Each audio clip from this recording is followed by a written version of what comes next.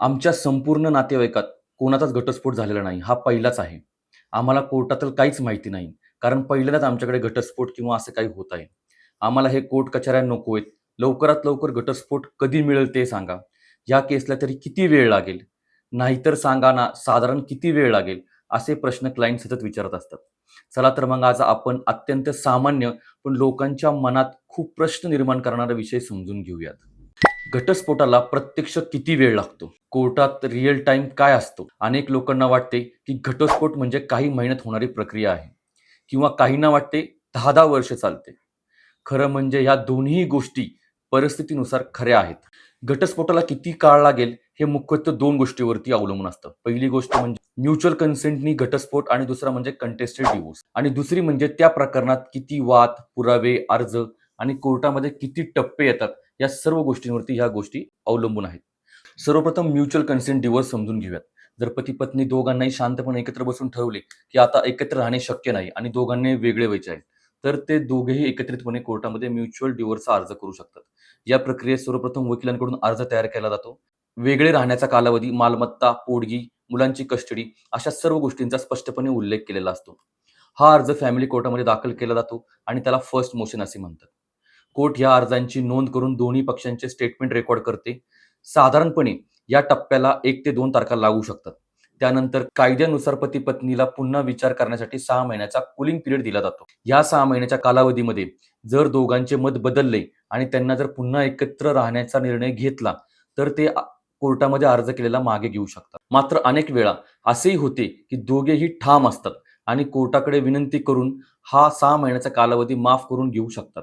Supreme कोर्टाने अनेक प्रकरणांमध्ये असे स्पष्ट केले, की जर पती-पत्नी दीर्घकाळ वेगळे राहत असतील आणि पुन्हा एकत्र येण्याची शक्यता नसेल, हे स्पष्ट असेल, तर कोर्ट याला कूलिंग पिरियड वेव्ह करू शकतो.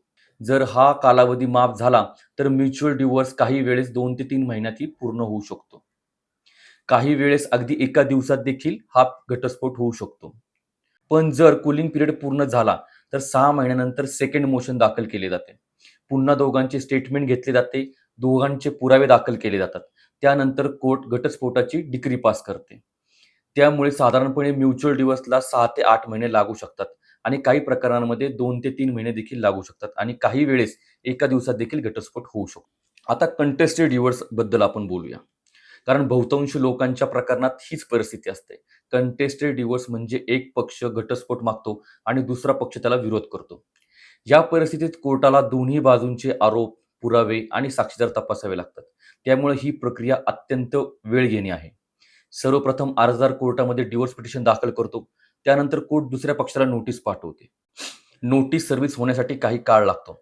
कधी-कधी दुसरा पक्ष नोटीस घेण्यात टाळाटाळ करतं. त्यामुळे 2 ते 3 महिने फक्त नोटीस सर्व्हिस होण्यासाठीही देखील जाऊ शकतात. हा कालावधी सामान्य केसेससाठी असतो. काही केसेसमध्ये तर जास्त दिवस देखील लागू शकतात. न्यायालयीन प्रक्रिया वाढू शकते आणि खर्चही वाढू शकतो. अनेक वेळा अगदी पेपर नोटीस सुद्धा द्यावी लागते आणि अशा केसेसमध्ये 1 वर्ष देखील लागू शकतं. या सर्व गोष्टी जर-तरच्या असतात. त्यामुळे घाबरून न जाता माझ्या केसमध्ये देखील असेच होईल असा विचार करू नका. कोर्टामध्ये येताना खूप जास्त पेशन्स घेऊन येणे गरजेचे आहे. नोटीस मिळाल्यानंतर विरोधी पक्ष त्याचे रिटर्न स्टेटमेंट दाखल करतो, ज्यामध्ये तो अर्जदारांच्या आरोपांना उत्तर देतो. या टप्प्यानंतर कोर्ट इश्यूज फ्रेम करतो, म्हणजेच काही मुद्दे काढले जातात. हे मुद्दे सिद्ध करावे लागतात. त्यानंतर सुरू होते पुराव्याची प्रक्रिया. सर्वप्रथम अर्जदार आपला एव्हिडन्स ॲफिडेव्हिट दाखल करते आणि कोर्टात त्याची क्रॉस एक्झामिनेशन घेतली जाते. त्यानंतर विरोधी पक्ष त्याचा पुरावा दाखल करते. त्याची देखील क्रॉस एक्झामिनेशन होते. या सगळ्या प्रक्रियांना बराच वेळ लागू शकतो. कारण प्रत्येक टप्प्यावरती कोर्ट तारखा देतं आणि अनेकदा तारखा पुढे ढकलल्या जातात. तारीख पुढे ढकलली जाण्यासाठी अनेक कारणे असतात. कधी जजेस नसतात, तर कधी तुमच्याकडे योग्य पुरावे नसतात. तर कधी तुमच्या वकिलांना बरं नसतं, तर कधी तुम्हाला बरं नसतं. येथे भरपूर वेळ लागू शकतो. पुरावे पूर्ण झाल्यानंतर दोन्ही बाजूंचे वकील फायनल युक्तिवाद करतात. त्यानंतर कोर्ट निर्णय राखून ठेवतं आणि काही दिवसानंतर किंवा काही आठवड्यानंतर निकाल जाहीर करतं. त्यामुळे कंटेस्टेड डिव्होर्स साधारणतः 2 ते 5 वर्ष चालू शकतात. काही क्रिटिकल केसमध्ये त्याहूनही अधिक वेळ लागू शकतो. यामध्ये अजून आणखी एक महत्त्वाची गोष्ट म्हणजे डिव्होर्स पिटिशन चालू असताना अनेक इंटरिम ॲप्लिकेशन दाखल केले जातात. जसं की पोटगीसाठीचा अर्ज, मुलांच्या कस्टडीसाठीचा अर्ज, भेटीचा अधिकाराचा अर्ज. या सर्व अर्जांवरती स्वतंत्र सुनावणी होत नाही. मूळ घटस्फोटाच्या दाव्यामध्येच सुनावणी केली जाते. आणि त्यामुळे प्रकरणाला वेळ वाढू शकतो आणि मग येथे नवरा पोटगी भरत नाही आणि मग ती पोटगी भरण्यासाठी त्याला भाग पाडावे लागते. यासाठी अनेक तारखा जाऊ शकतात. पोटगी थकली की वॉरंट निघते आणि मग वॉरंट एक्झिक्यूट करण्यासाठी देखील वेळ लागू शकतो. अनेक लोकांना असे वाटते की वकील किंवा कोर्ट मुद्दामून केस लावतात, पण प्रत्यक्षात केस लांबवण्यामागे अनेक कारणे असतात. पक्षकारांची अनुपस्थिती, पुरावे गोळा करण्यासाठी लागणारा वेळ, साक्षीदारांची उपस्थिती किंवा उपलब्धता, कोर्टातील कामाचा प्रचंड तणाव इत्यादींमुळे जर कोणाला विचारायचे असेल की घटस्फोटाला नक्की किती वेळ लागेल, तर त्याचं उत्तर अगदी सरळ नसते.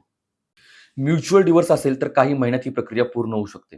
पण कंटेस्टेड डिव्होर्ससाठी 2 ते 5 वर्ष लागू शकतात. म्हणूनच कोणत्याही दाम्पत्याने निर्णय घेताना सर्व कायदेशीर माहिती, वेळ आणि मानसिक तयारी करूनच विचार करूनच पुढे जावे. ही प्रक्रिया तुमच्या केसमध्ये देखील चालेल आणि इतकाच वेळ लागेल असे गरजेचे नाही. प्रत्येक केसच्या फॅक्ट वेगवेगळ्या असतात. त्यामुळे लागणारा वेळ हा देखील वेगळा असू शकतो. हा जर व्हिडिओ तुम्हाला आवडला असेल तर या व्हिडिओला लाईक करा, चॅनलला सबस्क्राईब करा. तुम्हाला जर काही अधिक कायदेशीर माहिती हवी असेल तर डिस्क्रिप्शन बॉक्समध्ये आमचा नंबर दिलेला आहे. तुम्ही आम्हाला कॉन्टॅक्ट देखील करू शकता.